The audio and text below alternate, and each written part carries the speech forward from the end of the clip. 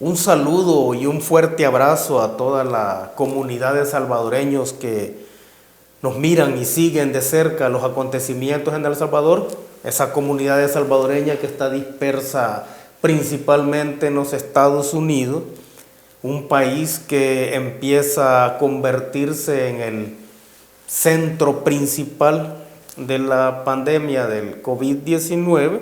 Entonces un saludo y un abrazo a todos esos salvadoreños y salvadoreñas, deseando desde acá que se encuentren bien de salud con su familia y siguiendo todas las indicaciones que en este caso los gobiernos estatales le dan a su población.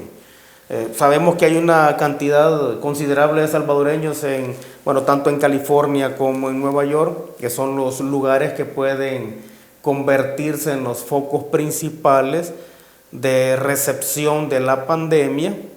Y entonces, aparte del abrazo, el saludo, pedirles que se cuiden mucho, ¿no? Acá en El Salvador están sus familiares pendientes de ustedes. Un saludo también a los salvadoreños que estamos acá en el territorio nacional, tratando de lidiar en términos sociales y culturales con esa estrategia de la cuarentena domiciliar y en el fondo pensando no solo en superar esta crisis, que es algo más o mucho más que una crisis biomédica, y pensando en superarla y pensando en construir más adelante un país mucho mejor que el que tenemos y mucho menos vulnerable. Obviamente vamos a hablar de la pandemia. Particularmente me interesa abordar las medidas que se han tomado, que son medidas válidas en términos biomédicos, la medida del distanciamiento social bajo la forma de la cuarentena domiciliar. Esa es una medida en términos biomédicos válida.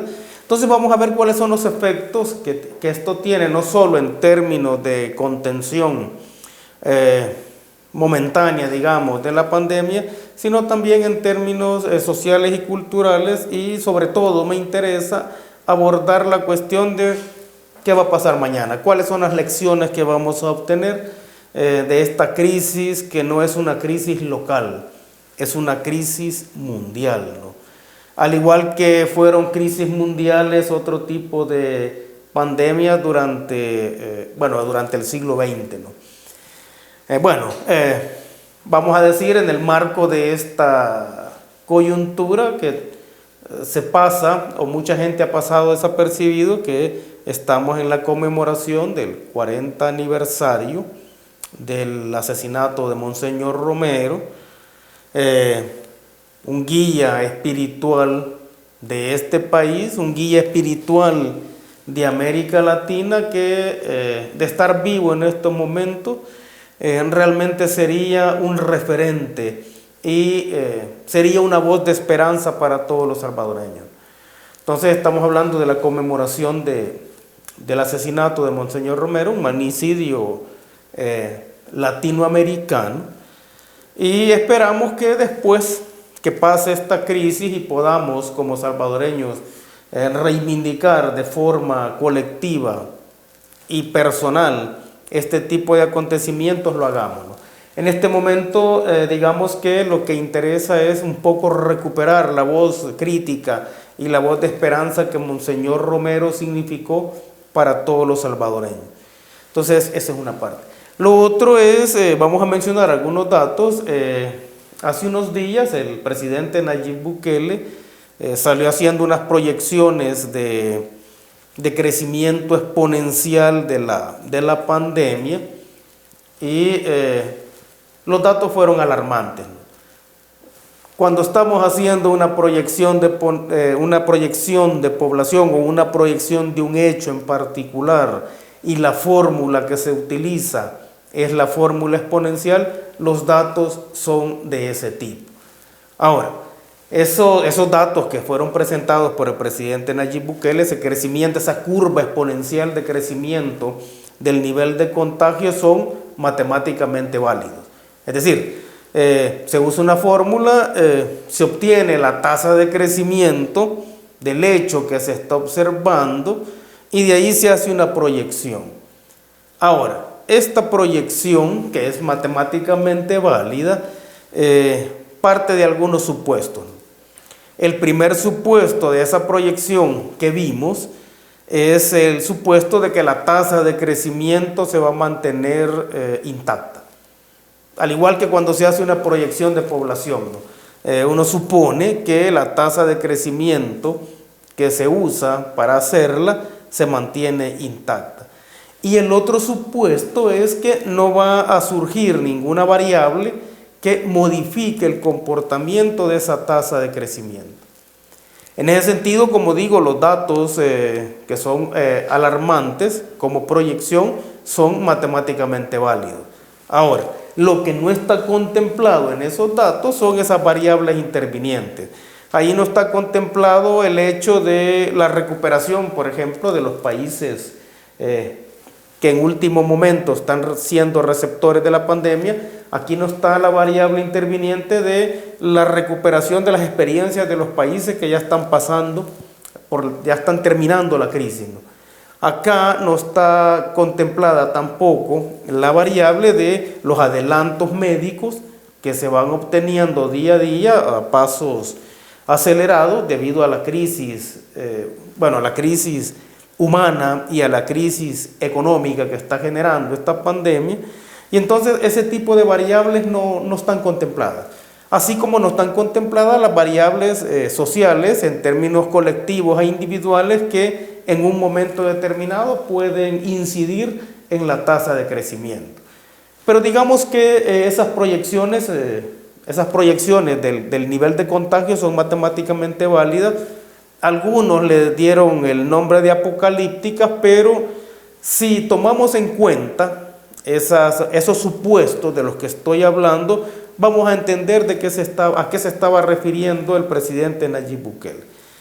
Ahora, esa proyección del nivel de contagio sirvió de base para tomar una decisión que se ha convertido en la decisión más común de todos los países de América Latina. Bueno, no solo de América Latina, ¿no? De todos los países del mundo, y es cuál es la estrategia que se va a utilizar para tratar de contener el nivel de contagio. Y esa estrategia, o la estrategia que se está utilizando, es la de la cuarentena. Se le llame cuarentena domiciliar, se le llame distanciamiento social. Esa es la estrategia que se está utilizando para tratar de contener la proliferación de los contagios. Y esa estrategia de aislar a la población o de ponerla en cuarentena, haciendo uso en algunos casos de algún tipo de medidas jurídicas, como por ejemplo decretar estados de excepción, decretar estados de sitio, estados de emergencia, etc. Al final, esa estrategia de distanciamiento social va a rendir frutos en términos de bajar el nivel de contagio, es decir, tratar de aplanar esa curva que decíamos, esa curva de crecimiento exponencial del contagio. Ahora, esa estrategia o la cuarentena domiciliar en términos biomédicos es válida, ¿no? Acá alguien aísla a la población para tratar de determinar cuáles son los focos principales de contacto. Al aislarlo y al aislar a toda la población, al encuarentenar, vamos a usar ese verbo, vamos a inventarnos ese verbo, al encuarentenar a toda la población, obviamente el nivel de contagio disminuiría. Sin embargo, hay que tener claro que esa estrategia de la cuarentena o del distanciamiento social únicamente es para ganar tiempo. Únicamente es para tratar de que el impacto numérico de los infectados sea menor y que la posibilidad de responder desde la salud pública de parte de los gobiernos sea una respuesta más certera, más eficaz. O sea, este virus está en nuestro país, está en todos los países del mundo y ahí se va a quedar. Ese virus va a tener repuntes, va a tener rebrotes y va a poner en problemas a los países que no aprendan la lección en términos de salud pública en este momento. Entonces, esta cuarentena, como decía, esta cuarentena domiciliar que ha sido decretada con ciertos niveles de flexibilidad, sirve para ganar tiempo, sirve para prepararnos. Ahora, eso tiene efectos en términos personales y en términos económicos. En primer lugar, esta cuarentena domiciliar pone a prueba la solidez de las relaciones sociales en el país. ¿Y por qué la pone a prueba? Porque definitivamente la gente común y corriente en este país sale de una rutina y de forma súbita es metida en otro tipo de rutina. Eso genera un impacto en el tipo de las relaciones sociales y en la calidad incluso de las relaciones sociales. Porque no solo se trata en este caso de que la gente se le diga, mire, usted va a estar en su casa tranquilo con su familia y todo va a pasar bien, sino que se trata de una ruptura de las rutinas sociales y culturales que los individuos tienen y que han sido la base de toda su vida y que han sido incluso la base de una cultura como la nuestra que ha estado basada o ha estado sustentada precisamente en la distribución de rutinas de los individuos y eso les ha permitido desenvolverse, digamos, en la sociedad, ¿no? Ahora, va a poner a prueba, como decía, esta cuarentena domiciliar va a poner a prueba o está poniendo a prueba el tipo de relaciones sociales. La prueba más dura obviamente se vive en los albergues, ¿no? Se vive en los centros de contención. En segundo lugar, una cuarentena domiciliar pone a prueba la democracia, en el sentido de saber manejar dentro del respeto de los derechos humanos las restricciones a la movilidad. Y eso me lleva al otro punto, porque también una medida como esta de la cuarentena domiciliar pone a prueba la cultura. Y no la cultura en términos de las personas que son las que tienen que sujetarse a ese tipo de cuarentena domiciliar, sino que el conocimiento de la cultura de quienes toman la decisión. La cuarentena domiciliar, decía, en términos de una decisión en estricto sentido biomédico es válida. Sin embargo, en ese tipo de decisiones pesa o debe pesar la opinión de los expertos en las cuestiones sociales y culturales. Si eso no se hace, una cuarentena de este tipo va a ofrecer frutos en un aspecto, como podría ser una baja, pensemos que considerable, del contagio, pero también va a tener frutos negativos en todo lo que es el sustento cultural de la población. E incluso va a tener impacto negativo en la forma en cómo la gente ve al gobierno enfrentando una situación como esta. Ya se ha puesto a prueba, o la cuarentena domiciliar también pone a prueba la economía de este país y pone a prueba principalmente la forma en cómo se distribuye el ingreso. Ya vimos que esta cuarentena pone en evidencia que la inmensa mayoría de salvadoreños se gana la vida en la calle, se gana la vida día a día. Entonces, cuando estamos hablando de una medida de este tipo, las grandes empresas pueden seguir operando, aunque bajen su nivel, o pueden optar por otro tipo de trabajo, pero el salvadoreño común y corriente se gana la vida en la calle.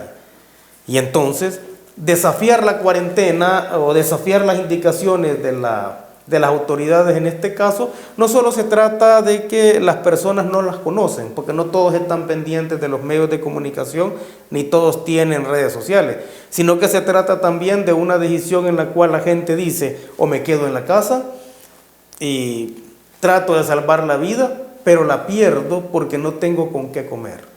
Entonces, esa es una decisión sociocultural también. Ese es un criterio sociocultural que debe estar incorporado en decisiones biomédicas como esta. Entonces, la cuarentena domiciliar nos pone de manifiesto eso. La gente tiene que salir a la calle. Obviamente, la gente tiene que saber protegerse también. La gente tiene que reconocer el esfuerzo que hacen médicos, enfermeras, la policía, el ejército, todos los cuerpos de seguridad que están detrás de salvaguardar la vida de los salvadoreños, o de salvaguardar la salud al menos de los salvadoreños, en medio de una crisis pandémica que lo que primero pone a prueba es la capacidad de respuesta de la salud pública. Entonces en eso estamos claros, ¿no? El punto es que, decíamos, este tipo de cuarentena tiene un doble aspecto, tiene sus aspectos positivos y negativos. Ya estamos viendo que pone en evidencia el hecho de que el salvadoreño se gana la vida en la calle y pone a prueba también la capacidad de decodificar esa situación y tomar medidas que sean plausibles no solo en términos biomédicos, sino que en términos sociales y culturales también. Ahora, hay que ver, hay que pensar, de todos modos ya entramos en el momento en el cual con 9 contagiados en el país, y eso va a ir aumentando, vamos a entrar ya en la fase de saber soportar el peso de la crisis. Y hay que empezar a pensar en el momento más importante de una crisis como esta, que es el momento posterior. Lo más importante de una pandemia, al final, en términos sociales y culturales, no es la pandemia en sí. Lo más importante es lo que se hace después de que se vive una crisis de este tipo. Y acá lo que vamos a tener es que después de salir de una estrategia de distanciamiento social, podríamos tener comportamientos individuales y colectivos que van a llevar la problemática social a otro nivel, ¿no? En sociología sabemos que después de procesos de distanciamiento social importantes, lo que se genera como tipo de comportamiento son comportamientos de tipo conflictivo. Entonces hay que saber cómo vamos a entrar después a enfrentar ese tipo de problemas. Lo otro es que también el capitalismo va a salir ganancioso en términos generales porque en algunos casos se va a fomentar aún más lo que se conoce como el teletrabajo, lo que se conoce como el trabajo a distancia, etc. Como digo, las grandes empresas pueden lidiar con eso.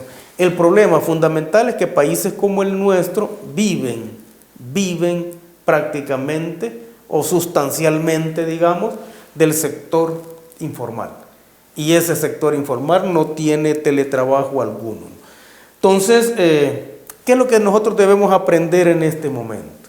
Si estamos viendo que decisiones como la cuarentena domiciliar, que es válida en términos biomédicos, no lo es tanto en términos sociales y culturales, porque uno no puede hacer que la gente de la noche a la mañana olvide sus tradiciones culturales, y es un error también meter preso o llevar a centros de detención a toda la gente que por cuestiones culturales no comprende el impacto de esta medida. Entonces, si eso es un error, hay que ver entonces qué es lo que se puede hacer. Obviamente para mí lo más importante y la propuesta que yo traigo es que se cree en este país, después de que esta crisis pase, un centro de estudios y prevención de las pandemias, porque este coronavirus no es el último virus que vamos a tener. Y cada vez son virus peores porque no estamos preparados como seres humanos para enfrentarlos con el organismo. Entonces, ¿qué es lo que necesitamos crear? Un centro de estudio y prevención de las pandemias. Porque eso nos va a permitir prepararnos en términos de salud pública, porque eso va a permitir prepararnos en términos de investigación científica. El Salvador puede ser un referente de la investigación científica en las pandemias, pero también porque va a saber preparar a los ciudadanos en términos sociales y culturales, en términos preventivos de una pandemia como esta. Entonces estoy hablando de un centro de estudio y prevención de las pandemias que no solo esté integrado por médicos, por biotecnólogos, por expertos en estadística, qué sé yo. O sea, no solo estoy pensando en un centro de estudio y prevención basado en profesionales de las ciencias que se conocen como ciencias duras o ciencias naturales, ¿no? Estoy pensando un centro de prevención, un centro de estudio que esté integrado también por sociólogos, por trabajadores sociales, por psicólogos, por antropólogos, por filósofos, historiadores, etcétera, que permitan preparar a la población en términos preventivos para que una nueva pandemia no genere la crisis que está generando en este momento. Una crisis que no solo es biomédica, es económica, y esa es la parte lamentable, pero también es una crisis social y cultural. ¿Cuántos millonarios hay en El Salvador? ¿10? ¿20? ¿30? Si cada uno de esos millonarios donara $1.000.000 para la fundación o como capital semilla de este centro de estudio y prevención de las pandemias, un centro independiente, un centro científico, creo que las condiciones del país mejorarían mucho. ¿Cuántos millonarios hay en este país? ¿Cuántos de ellos estarían dispuestos a apostarle a un centro de estudios y de prevención de esta naturaleza para que en el futuro cercano no nos veamos tan vulnerables como ahora?